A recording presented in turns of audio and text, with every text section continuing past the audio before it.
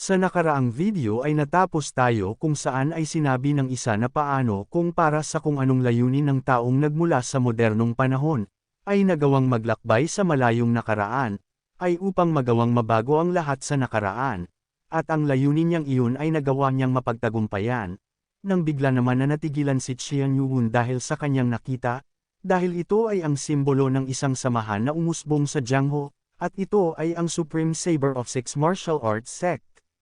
Sabi naman ng doktor na ang isang individual na mula sa hinaharap ay nagawang maglakbay pabalik sa nakaraan upang itayo ang Supreme Saber of Six Martial Arts Sect, at nang dahil doon, ay magagawa na ba nitong mabago ang kasaysayan, kaya naman tinanong nito ang lalaki na kung iyon ba ang nais niyang sabihin sa kanya ngayon. Agad naman nitong sinabi na hindi na nito pa kailangan na magpaikot-ikot pa, dahil sa sigurado siya sa bagay na iyon, na ang Supreme Saber God na iyon ay bumalik sa nakaraan at nagawang baguhin ang hinaharap. Gulat naman dito si Qian Yuhun, dahil sa ang Supreme Saber God na iyon ay nagmula pala sa hinaharap, at ang rason kaya binuo ang Supreme Saber of Six Martial Arts Sect ay upang baguhin ang hinaharap. Galit naman na hindi sinang-ayunan ito ng doktor at sinabi na kapag ang kung sino na mayroong nano-machine o ng identity chip ay gumamit ng time portal, ay magagawa silang masundan ng time patrol, at alam naman nito na malabo para sa kanila ang hindi siya masundan. Sabi pa nito na alam niyang ang kanyang korporasyon ay nasa hindi magandang kalagayan ngayon, ngunit siya bilang si Direktor Qian ay ang mga teorya nito ay labis ng hindi nakapani-paniwala. Sa nangyari ay bigla naman na natigilan dito ang ating bida sa pagkakarinig nito sa pagkakakilanlan ng isa, nang bigla naman na hindi sinang-ayunan ito ni Direktor Qian, at agad na may pinakita, at ito ay ang first-tier document, na maging ang doktor ay nagulat dahil sa ito ay ang talaan ng kasaysayan. Kaya naman ay napasabi naman ito na ang akala niya ay tanging mga taong may dugo ng mga Qian ang maaaring makakita nito ngunit siya bilang doktor ay hindi kabilang sa kahit alinman sa mga ito, ngunit sinabihan naman siya ni Direktor Qian na ang ipapakita lamang niya dito ay mga importanteng impormasyon patungkol sa kanilang pag-uusap. Matapos ay agad naman na kinumpirma ng system ang pagkakakilanlan nito upang mabuksan, kaya naman ay di rin nagtagal ay agad na nitong kinumpirma na siya nga ay kabilang sa pamilya ng mga Qian. Nang bigla naman na may lumabas na system sa harapan ng mga ito, at mula dito ay nakasulat ang pangalan na Sky Corporation, at ang nilalaman nito ay mga top secret na impormasyon.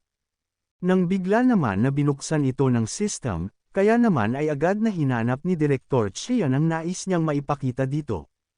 Sa isip naman ng ating bida ay labis ang pagkagulat nito dahil sa kamukha niya ang isang iyon. Bukod pa doon ay ang direktor na ito ay sinasabing mula sa pamilya ng mga Qian, at ang simbolo mula doon ay kagaya ng kanilang demonic cult. At kung ang video na ito ay mula sa malayong hinaharap ay malaki ang tsansa na ang isang ito ay isa sa kanyang salin lahi. At ang sinasabi nitong Sky Corporation, ay ang Heavenly Demon Divine Cult sa kanyang hinaharap. Matapos ng ilang sandali ay napasabi naman si Direktor Qian na nahanap na nito ang nais niyang ipakita, upang labis na ikagulat ng ating bida, dahil sa ito ay ang talaan ng Heavenly Demon Divine Cult. Sabi pa nito na mukhang ito ay ang talaan ng mga dating pinuno ng demonic cult, at labis siyang namamangha dahil sa ganito pala ang pamamaraan ng pagtatago ng mga talaan sa hinaharap. Nang napansin naman nito ang titulo na narinig niya kanina, ang Arm-Severing Demon Emperor, at ito ay ang ika-24 na pinuno, walang iba kung hindi siya, si Qian Yuhun. Kaya naman dahil dito ay napasabi siya na tinatawag siya sa titulong hindi pa niya naririnig noon, ngunit ang kanyang kasalukuyang titulo ay ang Demon God. Nang napasabi naman si Direktor Qian na ang Demon Lord ay nagawang mapinsala ang mga braso ng halos lahat sa mga nakaaway nito upang maglagay ng labis na banta para sa buong Divine Cult sa mga karatig na puwersang nakapalibot dito, at bilang resulta ay nakatanggap siya ng titulo ng Arm-Severing Demon Emperor, dahil dito ay napatanong naman ang ating bida na ang talaan na ito ay mayroon ng halos lahat ng impormasyon patungkol sa kanya. Nang bigla naman na may ipinakita si Direktor Qian sa doktor, at ito ay ang tala patungkol sa ikapitong pinuno ng demonic cult, ang demonic sword emperor na si Qian Maui, at sinabihan ang doktor na tignan nito ang huling na itala patungkol sa kanya. Nang bigla naman itong nagulat dahil ayon dito ay nagawa siyang mapaslang ng Supreme Saber God. Sa isip naman ni Qian Yuwon na nabanggit na ng Left Guardian ang patungkol sa bagay na iyon noon, na nagawa naman niyang mabasa sa mga aklat noong siya ay naging isa ng cult leader, at ito ay ang unang beses na nagpakita ang Supreme Saber God. Labis siyang hindi makapaniwala dahil sa nagawa nitong maglakbay sa nakaraan mula sa hinaharap, ngunit kung talagang totoo ito, ay maipapaliwanag lamang nito ang isang bagay, ang patungkol sa mga bakas ng dating nagtatag ng Heavenly Demonic Cult, ang Heavenly Demon, at ang martial arts na Supreme Saber Divine Martial Arts sa Abandoned Sword Valley. Dagdag pa ang mga marka ng blade sa balat ng Sword Demon sa Demonic Arts Academy, dahil ang dalawang nakitang mga marka dito ay gawa ng teknik ng Supreme Saber God. Ang martial arts na ito ay tiyak na napayaman sa paglipas ng panahon, kaya naman sa tingin niya na dapat ay mas makikita na naging advance ito base sa mga nakita sa balat ng dating pinuno dahil sa panahon, ngunit kabaliktaran ang nangyari. Kung umabot ka na sa parte ng video na ito ay maaari lamang na i-click ang like at super thanks sa baba bilang pagsuporta. Maraming salamat. Nang bigla naman na napasigaw ang doktor at sinabi kay Direktor Qian na kung bakit hindi niya ibinunyag ang patungkol dito, dahil kung talagang ang totoo ito, ay ang ibig sabihin lamang ay ang Supreme Saber God ay hindi tunay na isang bayani kung hindi ay isang napakadelikadong kriminal. Sabi nito na siya ay ang kagalang-galang na CEO ng isang napakalaking korporasyon na nakikipagtulungan kasama ng gobyerno, at kahit magawa pa niyang maisiwalat ang kagaya nito, ay kitang-kita naman kung ano ang mangyayari sa kanila. Sabi nito na nakakalungkot man ngunit sa ngayon ay ang kanilang Sky Corporation ay walang palag sa Blade 6. Kaya naman matapos, ay tinanong nito ang doktor na kung maaari ba niyang mabago ang panahon na kanyang pupuntahan gamit ang mga ito, na agad naman na sinang-ayunan niya, ngunit sabi ng doktor na kapag ang teorya niya ay mali, at ang nakaraan ay hindi magagawang maapektuhan ang kanilang kasalukuyang timeline, ay mas magiging delikado ito, at alam naman siguro nito ang patungkol sa butterfly effect, ito ay ang maliit na pagbabago ay maaaring magsanhi ng malaking pagkakapinsala. Napasabi naman ito na kung ang sinasabi ba niya ay delikado, dahil tama siya sa bagay na iyon. Dahil sa susubukan niyang gumawa ngayon ng butterfly effect, nang bigla naman na napasabi ang ating bida na ang itsura nito ay mukhang pamilyar sa kanya. Matapos ay agad naman na inayos nito ang petsa ng kanyang pupuntahan at napasabi na ngayon ay dala na niya ang nanomachine at ang 5 piraso ng time pack. Sa nangyari ay napatanong naman ang doktor kung bakit 5 ang dala nito, dahil sa magtutungo lamang siya doon at babalik din agad.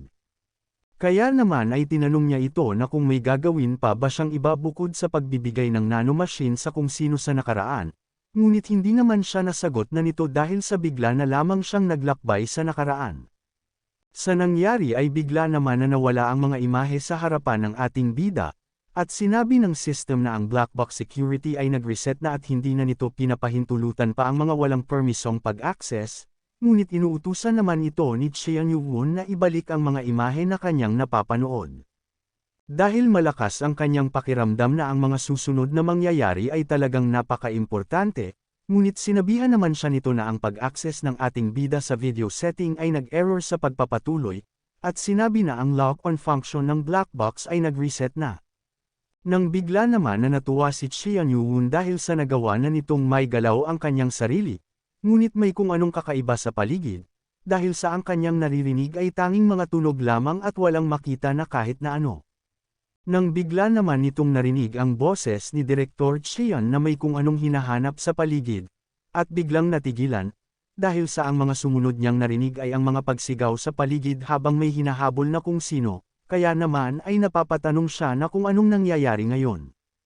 Nang bigla naman na nagsalita si Direktor Qian na mukhang ang mga nakita niyang ito ay ang mga identity plaque na mula sa Guardian Pavilion, at mukhang ang mga taong ito ay nasawi habang pinuprotektahan ng arm-severing Demon Emperor, sa nangyari ay natigilan naman dito ang ating bida dahil ang tinutukoy nitong arm-severing Demon Emperor ay siya.